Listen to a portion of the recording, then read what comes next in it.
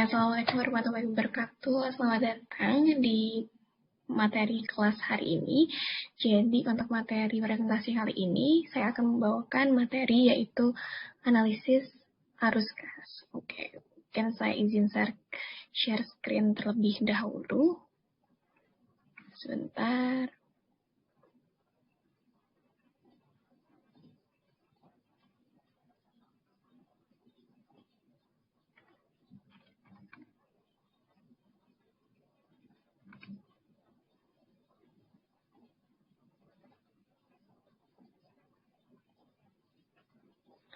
Oke. Jadi materi kali ini kita akan membahas tentang cash flow analysis yang akan dibawakan oleh saya, Ayu Intan, untuk memenuhi tugas mata kuliah analisis informasi keuangan. Oke. Nah, untuk ini adalah garis besar dari yang akan kita pelajari hari ini. Yang pertama, topik yang akan kita bahas adalah pelaporan arus kas. Yang kedua adalah arus kas tidak langsung. Dan yang ketiga tentang arus kas langsung. Mana nanti kita akan belajar lebih langsung tentang penerapannya di laporan keuangan di perusahaan yang sudah go public ya. Oke. Selanjutnya untuk perkenalan terlebih dahulu, perkenalkan saya Aintan Greni, NIM F031926. Saya merupakan mahasiswa S1 Akuntansi tahun 2019 di Universitas 11 Maret. Jadi untuk reach me lebih lanjut bisa cek di LinkedIn www.linkedin.com Ayu Intan. Gitu. Oke, mungkin kita lanjut aja ke materinya ya, teman-teman.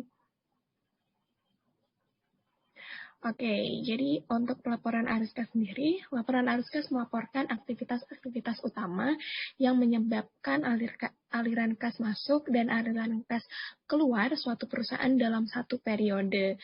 Nah, bagi perusahaan, laporan keuangan jadi hal yang paling penting untuk mengetahui semua kegiatan perusahaan tersebut. Salah satu laporan keuangan yang sangat bermanfaat buat perusahaan yaitu laporan arus kas atau biasa disebut dengan cash flow ya. Kenapa sih kita harus memeriksa arus kas gitu? Mungkin ada pertanyaan seperti itu ya dari teman-teman semua. Nah, apa sih pentingnya? Jadi laporan arus kas itu adalah dengan adanya laporan arus kas, kita sebagai pembaca itu jadi lebih mudah untuk menganalisis keuangan dari perusahaan tersebut. Untuk itu, mari kita akan bahas lebih lanjut mengenai cash flow atau arus kas itu.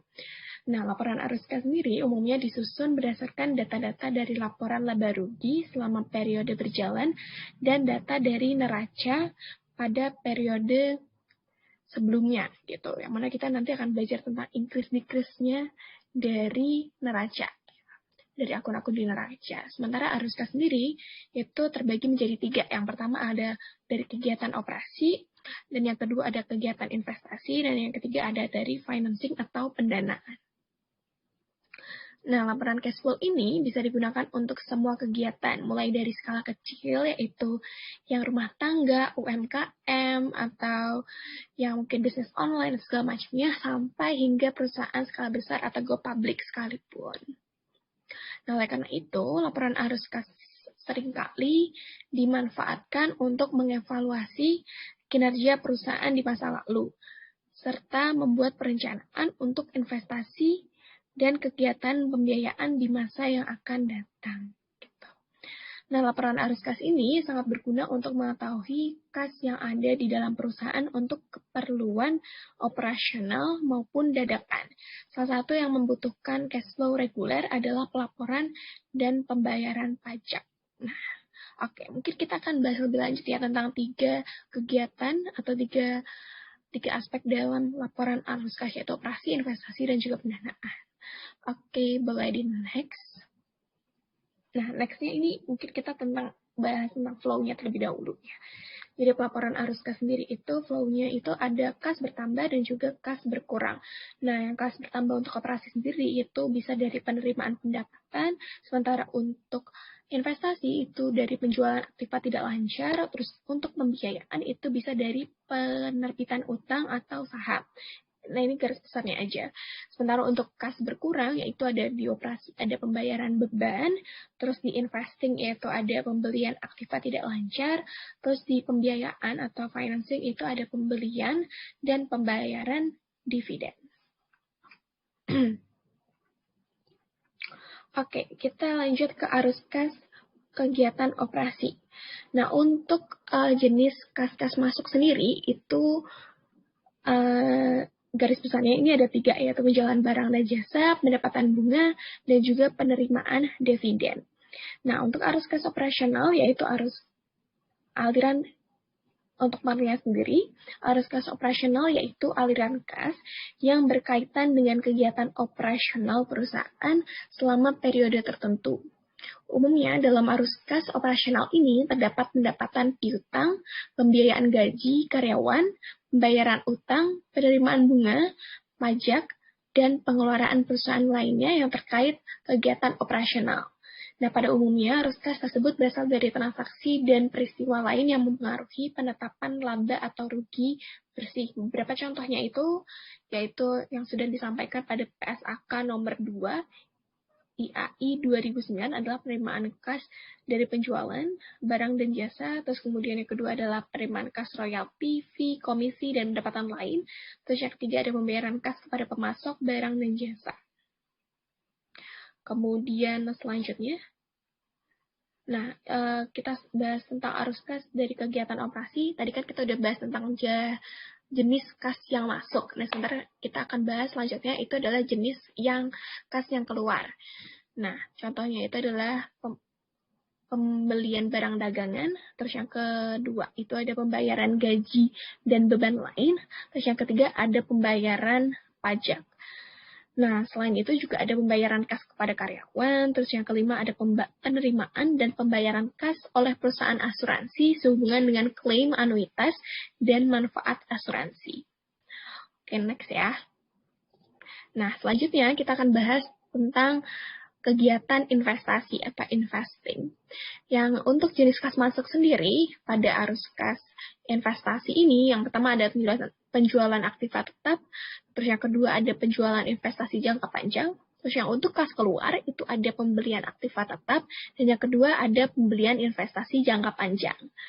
Nah, arus kas dari aktivitas investasi ini mencerminkan penerimaan dan pengeluaran kas sehubungan dengan sumber daya yang diperoleh perusahaan yang ditujukan untuk menghasilkan pendapatan dan arus kas masa depan. Nah, aktivitas investasi meningkatkan dan menurunkan aktiva jangka panjang yang digunakan perusahaan untuk melakukan kegiatannya. Nah, pembelian atau penjualan aktiva tetap seperti tanah, gedung, atau peralatan merupakan suatu kegiatan investasi atau dapat pula berupa pembelian atau penjualan investasi dalam saham atau obligasi dari perusahaan lain.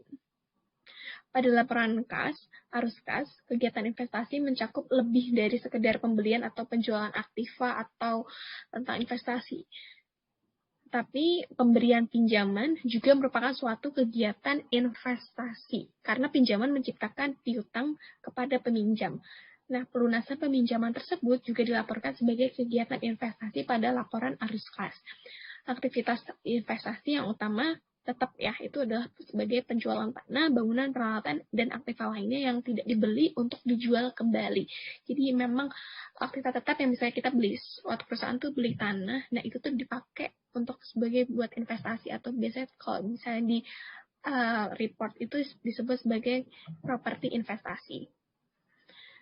Nah, lanjut ke arus kas dalam pembiayaan. Nah, untuk jenis kas masuknya sendiri, yaitu ada penerbitan bonds atau utang jangka panjang, terus yang kedua ada penerbitan preferred dan common stock.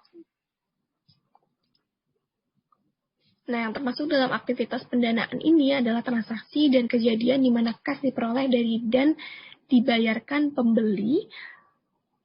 dibayarkan kembali kepada para pemilik dan kreditornya. Oke, aku next. Kemudian ada arus kas dari kegiatan pembiayaan, sebenarnya tadi dari kas masuk. Nah, ini untuk kas keluar. Yang pertama adalah pembayaran kas dividen, yang kedua ada pembayaran utang, terus yang ketiga ada penarikan saham treasury.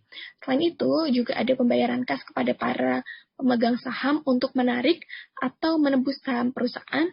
Terus yang ketiga ada penerimaan kas dari emisi obligasi dan pinjaman lainnya. Terus yang keempat ada pelunasan pinjaman, pembayaran kas oleh penyewa guna usaha atau lease untuk mengurangi saldo kewajiban yang berkaitan dengan sewa guna usaha pembiayaan atau finance lease.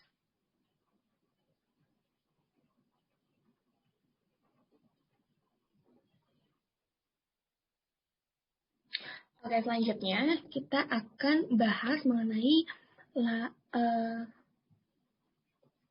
persiapan pembuatan dari laporan arus kas. Nah, jadi laporan arus kas sendiri itu dibagi jadi dua, yaitu metode langsung dan juga metode tidak langsung. Nah, untuk metode langsung sendiri, itu adalah arus kas bersih dari kegiatan operasi merupakan selisih dari penerimaan kas dari operasi dengan pembayaran kas untuk operasi. Nah, sementara untuk metode tidak langsung adalah arus kas bersih dari kegiatan operasi diperoleh dengan cara menyesuaikan besarnya laba bersih akrual yang berasal dari kegiatan operasi agar menjadi laba bersih basis kas atau accrued basis. Nah, mohon maaf, tadi maksudnya cash basis ya, teman-teman. Nah, keuntungan dari metode langsung sendiri adalah yang pertama melaporkan sumber dan penggunaan kas yang berasal dari kegiatan operasi. Terus yang kedua ada lebih mudah untuk dimengerti oleh investor. Terus yang ketiga ada direkomendasikan oleh Financial Accounting Standard Board atau FRSB dengan catatan jumlah total dari arus kas bersih dari kegiatan operasi akan sama dengan metode langsung dan tidak langsung. Untuk bagian arus kas dari aktivitas investasi dan pembiayaan akan sama antara kedua metode ini. Terus yang berikutnya, tadi kan untuk keuntungan metode tidak langsung. Tadi kan kita udah bahas tentang keuntungan dari metode langsung ya. Nah, sementara kita selanjutnya akan bahas tentang keuntungan dengan kalau misalnya perusahaan itu menggunakan metode tidak langsung. Nah, yang pertama itu adalah melaporkan perusahaan dan fokus pada perbedaan antara laba bersih dan arus kas bersih penggunaan kas yang berasal dari kegiatan operasi. Jadi, kita tuh bisa lebih fokus nih tentang laba bersih dan arus kas bersih penggunaan kas yang berasal dari kegiatan operasi, dan kita bisa lebih mudah nih plottingnya ini dari mana aja gitu. Terus yang kedua, mengungkapkan hubungan antara laporan laba rugi, neraca, dan juga arus kas. Yang mana kita tadi udah jelasin ya, kalau misalnya laporan menggunakan tidak langsung itu mostly digunakan dari neraca, laba rugi, dan juga arus kas. Nah, yang ketiga, biaya lebih murah. Karena memang kalau menurut saya sendiri, metode tidak langsung ini lebih mudah penggunaannya. Karena memang cuma dilihat dari increase-decrease-nya aja. Sebenarnya kalau metode langsung itu kadang kalau misalnya kita baca sebuah laporan keuangan itu nggak bisa dilihat, nggak bisa di track secara langsung gitu ya. Nanti kita akan belajar lebih lanjut ya teman-teman. Nah, yang keempat adalah tidak perlu menyiapkan laporan pelengkap seperti yang harus dibuat jika menggunakan metode langsung. Biasanya ini akan dijelaskan lebih lanjut di not CLK. Nah, yang kelima yaitu berdasarkan survei, hampir 98 perusahaan pada umumnya menggunakan metode tidak langsung. Ini balik lagi kenapa? Karena memang metode tidak langsung ini cenderung lebih mudah ya. Jadi memang banyak digunakan oleh perusahaan gitu. Nah, selanjutnya adalah laporan arus kas metode tidak langsung. Nah, kita akan bahas lebih lanjut lebih dulu tentang laporan arus kas metode tidak langsung. Kenapa sih kita bahas tentang tidak langsung dulu? Karena kalau misalnya kita bahas tentang metode arus kas langsung, kita harus tahu tentang saldo dari piutang, saldo dari utang, segala macamnya. Jadi bukan hanya sekedar dari yang muncul di neraca, tapi mungkin banyak aspek-aspek lainnya yang memang harus kita tahu. Gitu. Nah, oke, next, metode tidak langsung. Jadi ada kas, kewajiban, aset selain kas, ekuitas pemegang saham. Nah, untuk arus kas sendiri ditentukan dengan menganalisa kewajiban, ekuitas pemegang saham, dan juga aset selain kas. Nah, oke, lanjut. Yang pertama, untuk kita pelajari dulu ya metode tidak langsung. Langkah pertama, gimana sih cara bikinnya? Yaitu dimulai dengan laba bersih perusahaan berdasarkan basis accrual atau tampak pada laporan laba rugi, laba ditahan, atau laporan perubahan modal. Nah, ini ya. Nah, jadi biasanya di LK itu ada di laporan laba rugi itu kelihatan laporan laba bersih sebelum taksiran beban pajak. Nah, itu tuh adalah salah satu yang akan digunakan dimasukkan ke laporan arus kas tidak langsung. Nah, ini 108.000 ini kemudian dimasukkan ke laporan arus kas dari kegiatan operasi di sini. Jadi ini sebagai atas sendiri, laba bersih berdasarkan laporan laba rugi taruh di sini. Terus kemudian ditambahnya adalah soal aspek yang akan kita belajar lebih lanjut. Nah, untuk metode tidak langsung, langkah kedua yaitu langkah selanjutnya adalah menentukan beban depresiasi untuk tahun tersebut. Jika tidak terdapat di laporan laba rugi, maka dapat diketahui dengan menganalisis akun akumulasi penyusutan. Nah, jadi akumulasi penyesuaian penyusutan bangunan dan 7.000.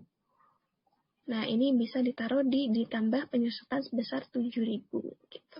Nah, selain itu kalau misalnya kita lihat laporan report LK beneran itu biasanya bisa kita track untuk penyusutan ini, kita bisa track ke not aset tetap atau properti investasi. Nah, kita bisa lihat penambahannya berapa. Nah, penambahannya itu adalah sebagai yang akan kita tulis di arus kas dari kegiatan operasi. Jadi lebih mudah. Jadi udah langsung kelihatan penambahannya berapa. Nah, itu adalah penambahan di penyusutan. Kalau misalnya ada properti investasi tinggal ditambah antara aset tetap dan juga properti investasi. Gitu. Nah, sebenarnya saya udah mencoba cari ya teman-teman tentang report tidak langsung di IDX yang memang udah go public, tapi saya nggak nemu karena kebanyakan memang kalau perusahaan di Indonesia yang go public itu malah gunainnya langsung gitu, entah kenapa juga sih. Nah, selanjutnya untuk langkah ketiga yaitu memilih aset lancar dan kewajiban lancar yang mempengaruhi pada arus kas yang mengalami kenaikan atau penurunan. Okay, next. Nah, jadi ini misalnya piutang bersih di tahun 2006 dia jumlahnya 74.000, di tahun 2005 dia 65.000. Nah, untuk debitnya berarti ada increase-nya dari 2005 ke 2006 itu sebesar 9.000 untuk piutangnya. Nah, kalau misalnya kita untuk menghitung increase-decrease antara akun neraca yang di bagian kas dan juga di bagian utang itu berbeda. Kalau misalnya kas itu cara mudah untuk ingat-ingatnya adalah kita hitung dari tahun lama ke tahun yang muda. Nah, untuk utang atau akun-akun liabilitas itu dihitung dari akun tahun yang terakhir ke akun yang muda gitu. Jadi 2006 kurangi 2005. Nah, kalau misalnya untuk yang akun yang aset itu dari 2005 ke 2006. Nah, ini misalnya persediaan, ini ada penurunan sebesar 8.000. Jadi tulis kredit, terus kemudian ini berarti ada decrease ya. Jadi ntar minus gitu guys. Nah, kalau misalnya di liabilitas itu utang dagang 43.500 dikurangi dengan 46.700, berarti dia ada penurunan sebesar 3.200 di utang dagangnya. Kemudian utang beban itu ada 26.500 dikali 24.300 ada 2.200 atau increase. Terus kemudian utang pajak penghasilan sebesar 500. Jadi bacanya kurang lebih seperti itu. Tapi nanti kita akan coba baca lebih lanjut ya di laporan report yang memang gunain langsung, tapi kita coba baca-baca aja sebentar ya. Oke, next. Nah, itu dari kenaikan utang beban yang ditulis sebagai kenaikan utang beban 2.200. Karena kan memang ini kenaikan utang beban ini kan lebih besar dari tahun 2006 ya. Berarti ada decrease. Nah, berarti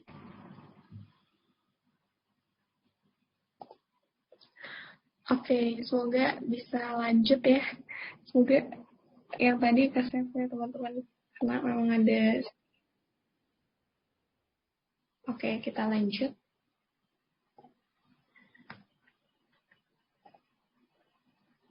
Nah,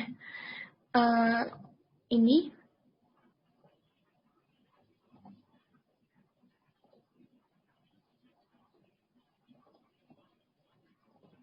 kenaikan utang beban. Bisa dilihat ini utang bebannya ini kan antara 2006 sama 2005 kan lebih besar di 2006. Berarti kan ada increase ya. Jadi ditulis di sini sebagai kenaikan utang beban di kenaikan gitu ya. Nah, sementara untuk utang dagangnya itu ada penurunan karena memang di tahun 2006 lebih kecil daripada 2005. Jadi ya ada penurunan 3.200, kemudian penurunan utang pajak karena memang lebih sama juga sama seperti utang dagang. Oke, kita next. Langkah keempat yaitu dalam metode tidak langsung, yaitu adalah menganalisis laporan laba rugi untuk melihat jika ada untung atau rugi dari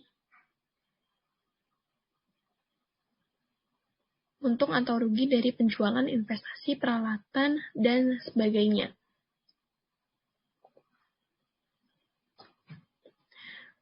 Nah, ini keuntungan dari jual tanah. Biasanya itu di-disclose di pendapatan lain-lain, di not pendapatan lain-lain. Ini keuntungan jual tanah sebesar 12.000. Nah, kita tinggal tulis di sini. This gain was included in net income, but did not represent an operating cash flow. Maksudnya adalah, kan ini kan memang sudah ditampilkan di laporan laba rugi ya. Jadi memang sudah include di laba bersihnya ini. Jadi tidak ini ditunjukkan lagi di dalam laporan arus kas. Karena memang sudah kelihatan, udah muncul sebagai bagian dari 108.000 ini gitu, sebagai laba bersihnya suatu perusahaan. Oke, next. Jadi metode tidak langsung ini penyajian aktivitas operasi berdasarkan laba atau rugi neto yang disesuaikan dengan mengkoreksi pengaruh transaksi non-kas, penangguhan atau akrual dari penerimaan atau pembayaran kas untuk operasi masa lalu dan masa depan, dan unsur penghasilan atau beban yang terkait dengan arus kas investasi atau pendanaan. Jadi ini sedikit flow-nya ya. Ada addition, ada deduction dari beberapa expense ini. Jadi mungkin kalau misalnya bisa disimpulkan, metode tidak langsung ini bisa disimpulkan sebagai berikut. Penyusunan laporan arus kas berdasarkan laporan keuangan perusahaan, yakni laba rugi dan neraca tidak memerlukan penggolongan terhadap aliran transaksi kas. Mengelompokkan kegiatan transaksi disusun dengan melihat dari akun atau rekening yang terdapat pada laporan keuangan. Seperti itu. Next, kita lanjut ke laporan arus kas metode langsung. Nah, untuk laporan arus kas metode langsung ini sendiri, ini adalah penyajian aktivitas operasi berdasarkan kelompok utama dari penerimaan kas bruto dan pengeluaran kas bruto. Nah, laporan arus kas metode langsung memberikan kepada pembaca atau pengguna laporan keuangan informasi yang cukup mengenai dari mana saja penerimaan tersebut dan pembayaran dilakukan ke siapa saja. Investor, kreditor, serta pihak manajemen dapat melihat dengan jelas dana yang dikumpulkan perusahaan bersumber dari mana dan kemana perusahaan melakukan pembayaran. Berbeda halnya kemana perusahaan melakukan pembayaran. Nah, berbeda dengan metode tidak langsung di mana detail informasi tersebut tidak dicantumkan. Oke, next ya.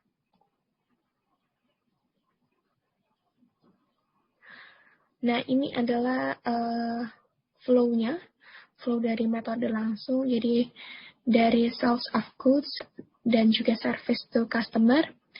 Terus kemudian juga ada receipt dari interest dan juga dividends on loans and investment. Kemudian ini ada suppliers, employee, terus dari operating expense atau beban usaha, terus ada dari interest atau bunga, terus dan juga ada dari pajak. Nah, kemudian akan menghasilkan sebuah operating activities. Nah, untuk metode langsung, cash receipt from customer, yaitu atau cash yang didapat dari pelanggan itu dapat dari revenue from sales, kemudian ditambah dengan decrease in account receivable atau increase di account receivable. Jadi sama aja, jadi kita juga ngelihat increase decrease-nya bukan hanya di metode tidak langsung, tapi di metode langsung kita juga ngelihat dari increase decrease-nya. Tapi memang ada komponen lainnya ya. Gitu. Jadi memang lebih susah sebenarnya. Terus yang kedua, cash payment for operating expense atau sama dengan operating expense atau beban usaha ditambah dengan prepaid expense atau decrease dari prepaid expense, kemudian atau ditambah dengan accrued expense payable atau dikurangi dengan increase dari accrued expense payable. Nah, mungkin kita bisa lanjut ke cara menghitungnya ya. Oke. Sebentar aku bukakan dulu untuk laporannya. Nah, jadi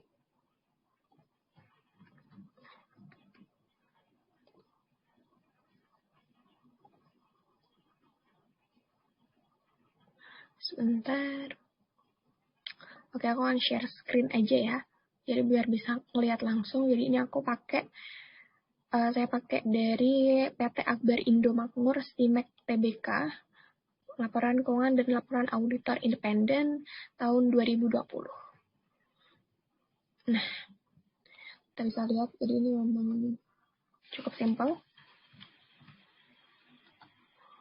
Laporan keuangannya karena memang cuma 1 tahun dan cuma satu bahasa ya, bukan multilingual. Nah, ini arus kas dari aktivitas operasi. Jadi mungkin kita bisa lihat gimana cara ngitungnya juga ya. Aku akan pakai Excel untuk menghitungnya. Terus aja. Nah, ini ada penerimaan kas dari pelanggan. Mungkin kita track dulu dari penerimaan kas dari pelanggan ini ya. Ini kan menggunakan metode langsung karena memang nggak kelihatan ya. Penerimaan kas dari pelanggan ini ada 15342591008. Ini dapat dari mana sih? Ya, pertama-tama kita bisa cek ke ini, ke laporan PL-nya atau laba ruginya. Ini kita cek ke sales, ada 4718. Kita cek 18 435 642. Ini terus ditambah dengan increase decrease dari piutang usaha atau trade receivable. Nah, kebetulan ini di tahun 2019 itu dia nggak ada saldonya, jadi gampang banget kita tinggal, kan tadi seperti yang udah aku katain, untuk nge-track, untuk melihat increase decrease dari akun aset itu adalah dari tahun lama ke tahun yang baru. Jadi 2019 kurangin 2020. Jadi otomatis dia minus 3184 176 534. Ya. Nah, tinggal kita jumlahkan.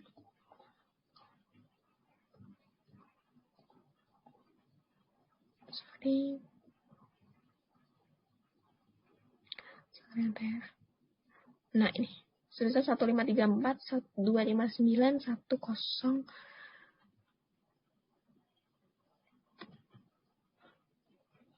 ya. Ini ya, 1534 259 108 sama dengan yang di sini. Gitu ya. Oke, maaf gambarannya jelek. Terus yang lainnya mungkin kita bisa lihat di laporan yang lebih besar ya. Kita mungkin bisa track untuk sebagai contoh substitution yang lain. Ini contohnya di MDQ. MDQ. Sorry, sebentar. Nah, di laporan arus kasnya ini tentu saja lebih complicated ya. Karena Nah, mostly itu perusahaan itu nambahin PPN. Jadi di pelanggan ini, karena itu kan sales ya. Sales itu kan pasti akan kita menghitung yang namanya PPN. Nah, itu ditambah dengan 10% dari sales. Nah, untuk yang di AIMS ini, memang enggak ditambah dengan PPN 10%, tapi untuk di MDQ ini, tadi saya coba hitung-hitung pakai, tapi memang susah untuk di-track, karena memang dia ada uang muka penjualan juga, dan itu enggak mudah untuk di-track sih, teman-teman. Nah, jadi kita mungkin track yang lainnya aja ya. Ini ada restitusi pajak.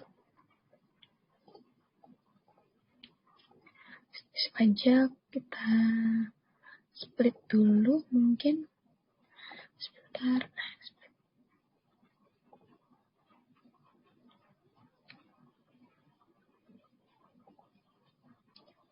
Bisa ternyata. Ini aku akan buka di 2 window aja. Sorry, sebentar.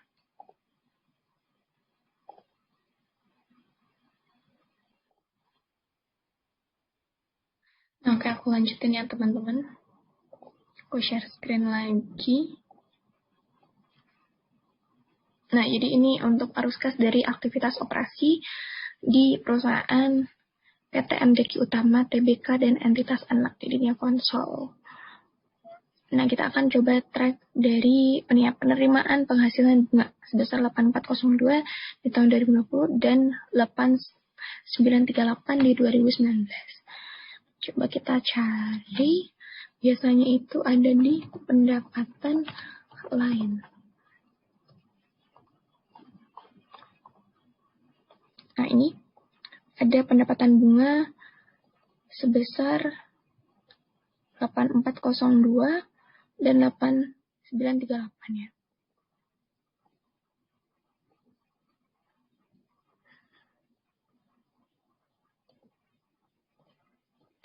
Ini sama. Jadi untuk pendapatan lain-lain ini sebenarnya penerimaannya. Jadi nggak perlu dihitung increase-decrease-nya. Jadi memang ini apa yang sudah ditampilkan itu memang penerimaan yang didapatkan pada tahun itu. Gitu. Nah, untuk pembayaran restitusi pajak, nih contohnya di note 34. Ini note 34, restitusi pajak. Kita baca dulu ya.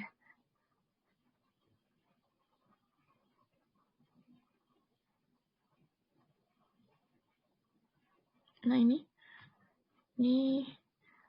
pada tanggal 8 Mei 2020, entitas memperoleh surat keputusan kelebihan pembayaran pajak nomor 30 sebesar 330 atas kelebihan pembayaran pajak pada penghasilan tahun 2018.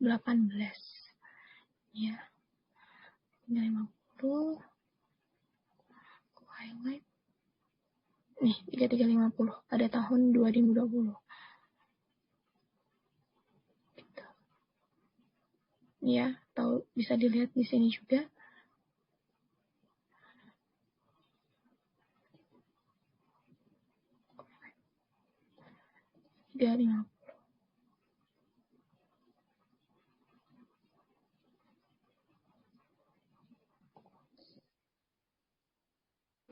Ini sebenarnya untuk cara bacanya ya teman-teman. Itu ini note yang di sini itu menunjukkan di mana sih laporan atau penjelasan lebih lanjut tentang transaksi-transaksi atau akun-akun ini tuh di mana gitu. Nah, ini kan ada pembayaran beban keuangan di note 31 ya. Ini mungkin kita cek lainnya, yaitu ada pembayaran dividen di note 21. Nih, pembayaran dividen sebesar 22771. Tuh, sama ya, 30.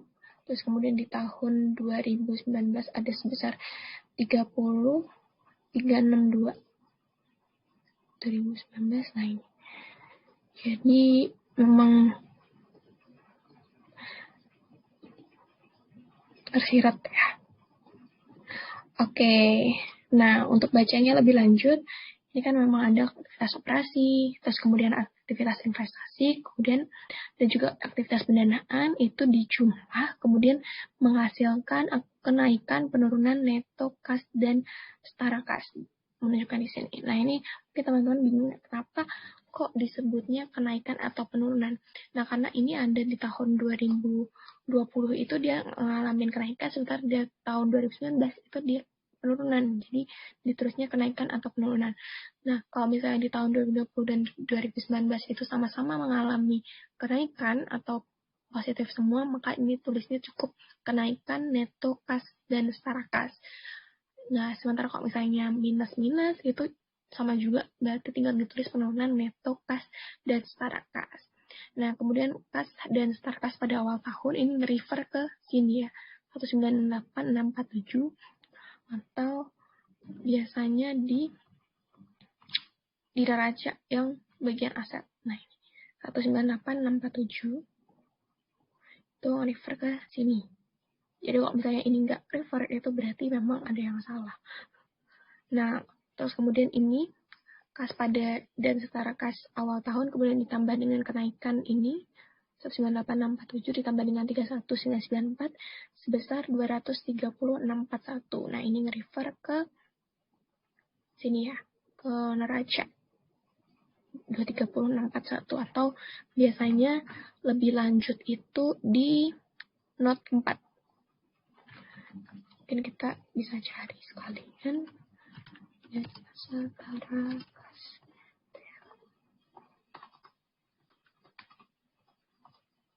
Nah ini di sini. Nah, referensinya jadi bottom line-nya itu 230641, 230641, 198,647. Jadi ini adalah rincian-rinciannya. Nah, oke. Nah, itu adalah contoh dari arus kas yang menggunakan direct method. Nah, sebenarnya untuk indirect itu sebenarnya cukup dari kita lihat increase decrease-nya, misalnya ini piutang usaha, increase decrease-nya berapa.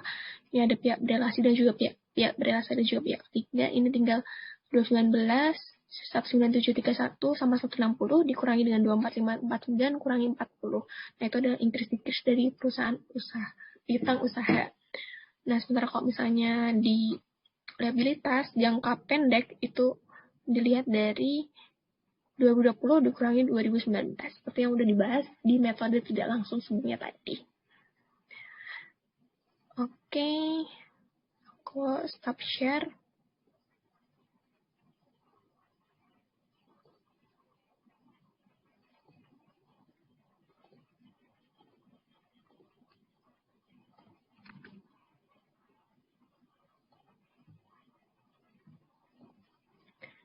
Oke, sekian presentasi dari aku.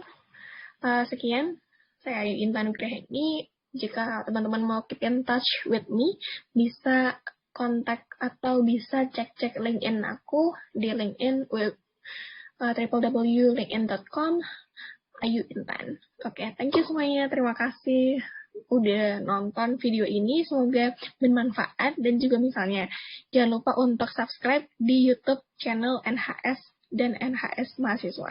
Terima kasih semuanya.